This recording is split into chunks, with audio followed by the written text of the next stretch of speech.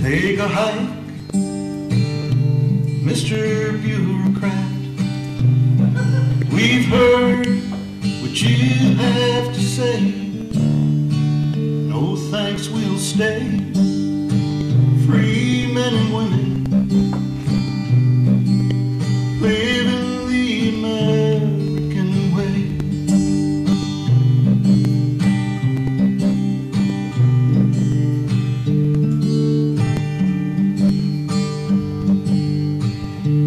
You may think that we'll toe the line and bow down at the altar of your rules. Guys like you have come and gone before. We refuse to be your fools. So take a hike, Mr. Bureaucrat. We've heard what you have to say. No thanks, we'll stay.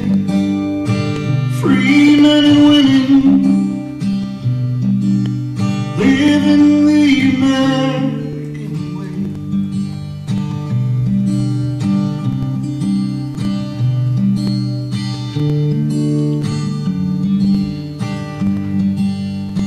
You see, PLF is freedom's voice, singing for her daughters and sons from the waves of the Pacific to the graves of Arlington. So take a hike, Mr. Bureaucrat. We've heard what you have to say. No thanks, we'll stay. Free men and women,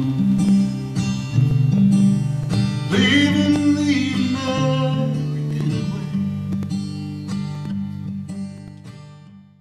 way. Aaron said that the Reading Tea Party had 3 purposes. I wrote them down: limited government, fiscal responsibility, and follow the Constitution. Well, that sounds a lot like Pacific Legal Foundation.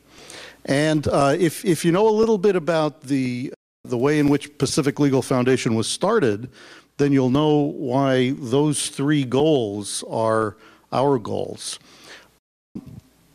Back in the early 1970s, when Ronald Reagan became governor of California, one of the first things that he did was reform the state's antiquated and laborious and wasteful welfare system. And he was very successful in doing that early in his administration as governor of the state. And as soon as the reforms were passed, dozens of liberal advocacy, so-called public advocacy groups, challenged the reforms. Then Governor Reagan gathered his staff together and said, well, you know, why is it that the liberal groups have all of these public benefit, tax-exempt organizations that challenge conservative reforms, but the conservatives don't have anything like that?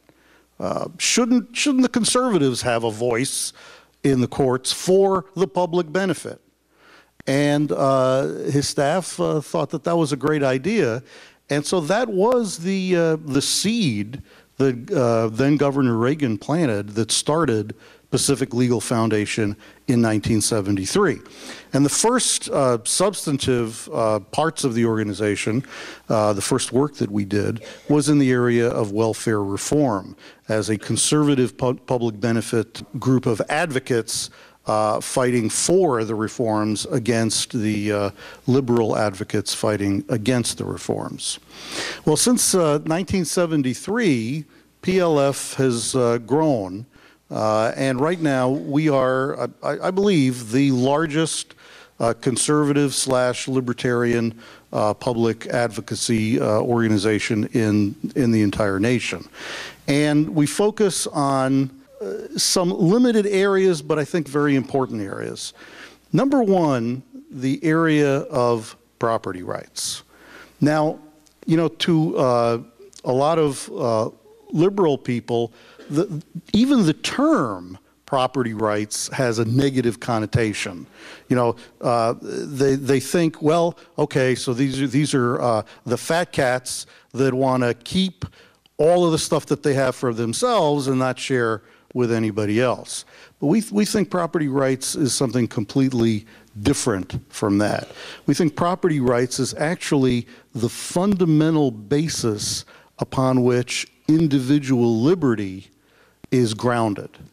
That property rights, actually without property rights, we wouldn't have freedom of speech. I don't think we'd even have freedom of faith. Without property rights, our individual liberties would be in jeopardy. Now, I say this, you know, not only as an advocate, but as a guy whose family history bears this out. And I'll tell you a little bit about myself and where I come from. My family has the distinction of being kicked out of two countries by the communists. First, they were kicked out of Russia in 1917 at the Russian Revolution, and then they were kicked out of Yugoslavia in 1945 by the dictator Tito after World War II.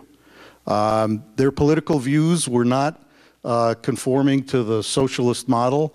They were religious people, so that's another strike against them. And basically, they were given a choice: stay and be shot, or leave if you can escape without being shot. So they left and came here in 1950, a year before I was born.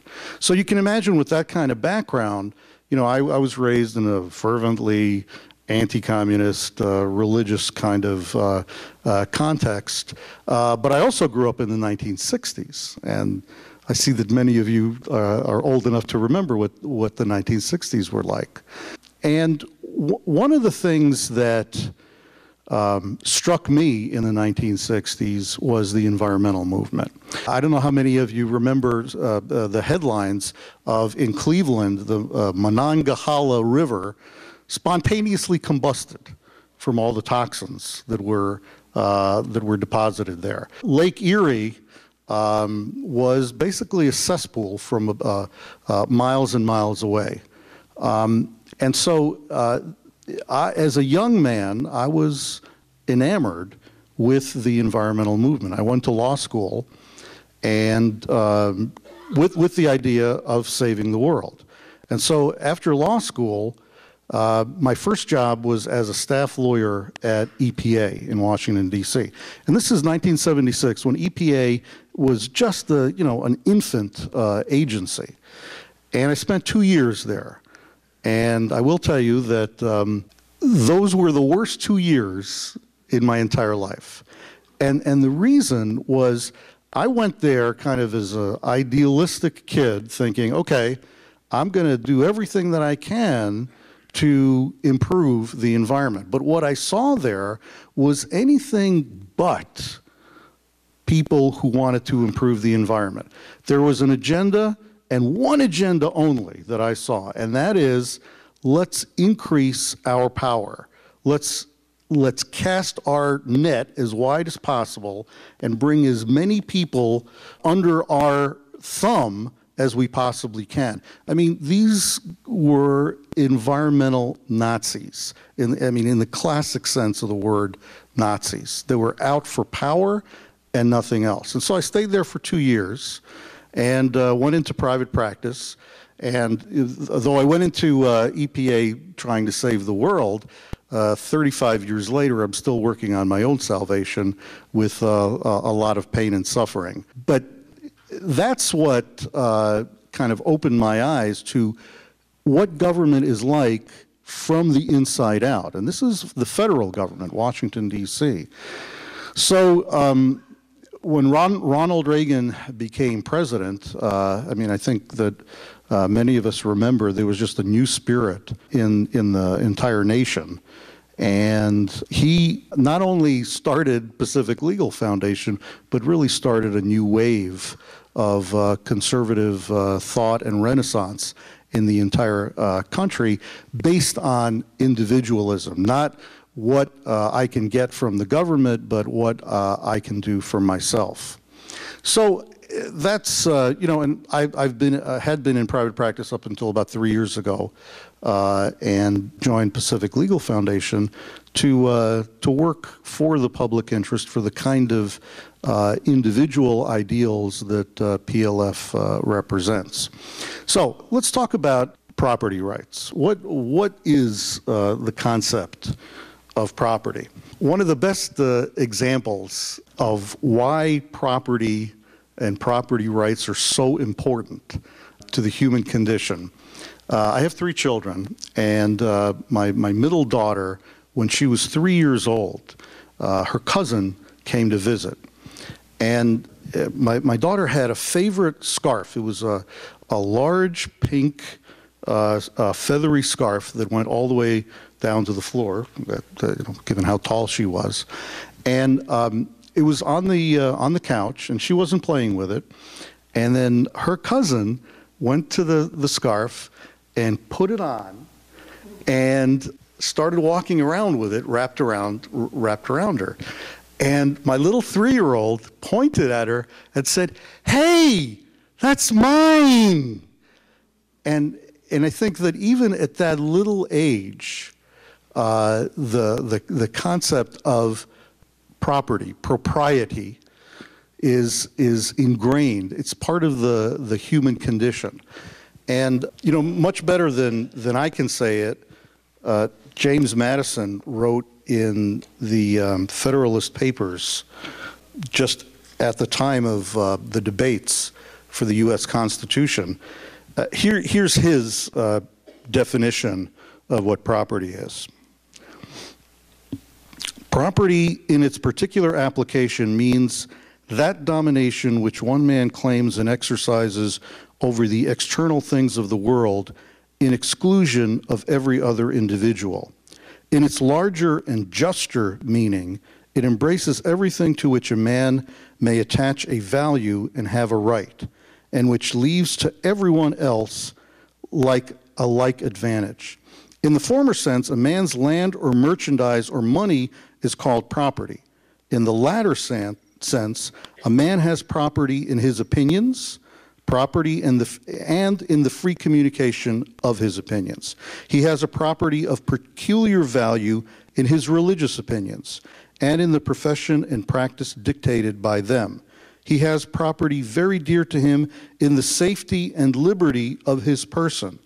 He has an equal property in the free use of his faculties and the free choice of the objects on which to employ them. In a word, as a man is said to have a right in his property, he may be equally said to have a property in his rights. And so from the time of Madison, we see there being a correlation between property and individual rights. In addition to being a lawyer, I'm also a songwriter. The songs that I write, they're my property. Why? Because I created them. I brought them into being. I believe that I'm made in the image of God. And one of the greatest things that God does is he creates.